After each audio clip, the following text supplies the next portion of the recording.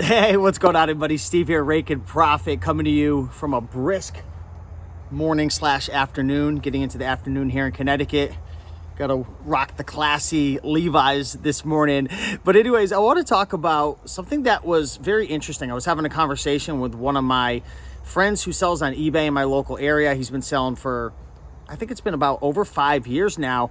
And he had an interesting situation that popped up the other day when he visited his local Savers thrift store. And this guy's a great hustler. He's definitely done a great job with his business. He's grown it really well compared to where he started 5 years ago. But it's definitely not where he wants it to be. And he knows he has a lot of work and whatnot. And as of late, he's been going through some issues with finding enough inventory, especially at the thrift stores. And I've advised him against this, but he does what he does. Sometimes he complains to the workers saying, why are you putting the prices so high? Where's all the inventory? So on and so forth. And I think one of the ladies that was working there had maybe just had enough of it, or I know they're friends, they have a relationship built, so maybe she was just being real and raw with him. And she said, listen, the reason why you're not finding as much inventory, she says, I noticed 4 or 5 years ago, you used to come a lot more often. You used to hustle a lot harder. She says, if I could be frank, the reason you're not finding inventory isn't because we're not putting inventory out. The truth is you're being out hustled by other people. And I think this was kind of a wake-up call to him, because he even admitted to me on our phone call, he's like, listen, Steve, I'm definitely not hustling as hard as I used to. And I could so relate to that, because, when you first start your business and maybe you're working a job, or you've just got this dream or almost this fantasy of earning money online, you're hustling so hard because you want it. But once you get it, sometimes it becomes easy to get complacent and to kind of not hustle as hard as you used to. And you've really got to find your why. After a couple of years or so of paying your bills and growing an income and a side business and a side hustle where most people thought you couldn't, you worked hard, you made it happen. Now everybody knows you're legit. You got to find another why. You got to find another reason. And, it kind of hurt him in a sense that he was being out hustled, and he's kind of working through that. And I want to share this with you, not to put my friend down, but we've all been there. And if you have not dealt with that because you've only been doing it for 6 to 18 months, or maybe you got the Gary V DNA inside of you or whatever, this is what a lot of people go through. They lose their hustle. They lose their drive that they once had that helped them to become successful.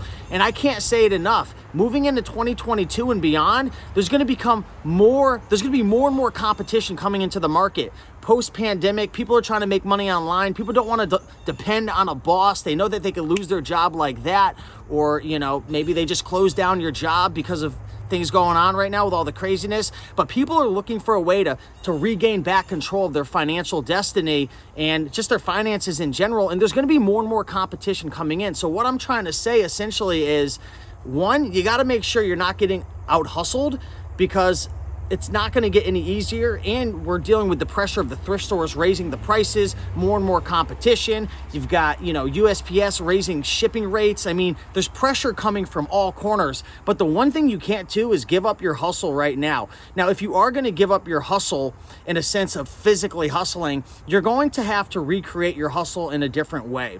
Now, what do I mean by that?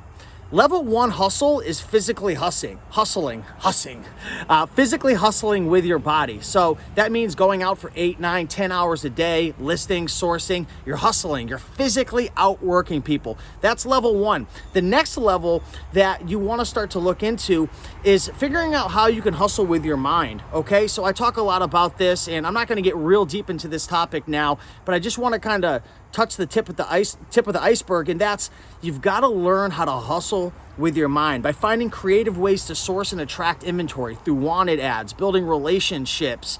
There's even, going to different places like flea markets and auctions and library sales, and, networking with other resellers, liquidation, wholesale.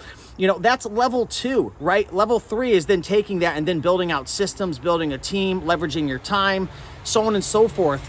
But it's harder and harder now to, make a full-time business if you're going to maybe do what you used to do a year or two ago, and if you take your foot off the pedal. A couple of years ago, you could take your foot off the pedal and you could kind of get away with it for a little while, and I'm sure you still could now, but there's just so much competition out there that not only do you want to make sure that you're hustling hard, but you're hustling smart, you're building systems, maybe down the road building a team.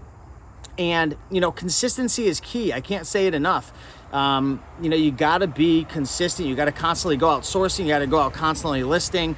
And you got to remember that there's always another guy or girl on your heels trying to take your food off your plate, especially at the thrift stores and whatnot. So it's a humbling experience when you realize, oh man, I think I've been getting a little bit out hustled, but that doesn't mean it's over. That's a challenge that you have to overcome. And the people that are the most successful in business aren't necessarily the ones that succeed the most, although during the long term, the successful people obviously succeed, but the ones who are successful long term, they're able to get up from failures, they're able to get up after making mistakes and kind of realizing, oh wow, I wasn't listing enough, I wasn't sourcing enough, I wasn't running my business in a smart enough way, I wasn't building systems, I was wearing myself thin, I was letting the death piles get out of control, I was going after the wrong types of items. So it's always a great thing to kind of sit back and reassess and say, what could I be doing better?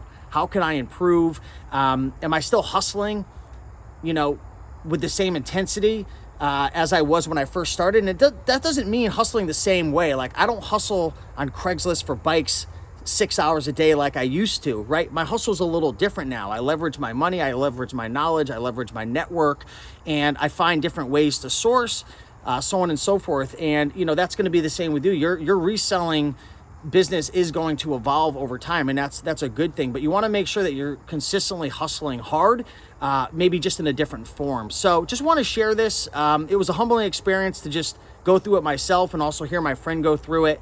And sometimes we just need to be told, hey, you're not working hard enough, you're not working smart enough. So I would love to know what your thoughts are on this topic. Have you gone through this? What's your why? Do you ever find yourself becoming complacent? How do you get out of that? And please share down in the comments. So with that being said, I'm going to enjoy the day, and I hope you do too. Bye.